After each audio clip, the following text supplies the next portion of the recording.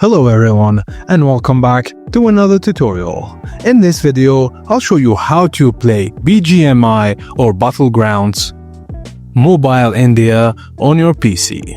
First thing we need, Bluestacks. Go to the official Bluestacks website and download and install the latest version for Windows or macOS.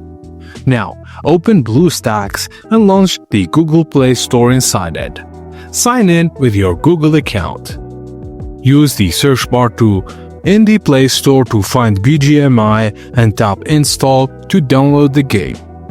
Now once installed, the BGMI icon will appear on the Bluestacks home screen. Click it to launch the game. You can adjust key mapping for a smoother gameplay using mouse plus keyboard. Just a tip, use Bluestacks' settings to customize graphics and controls for the best experience. And that's it guys.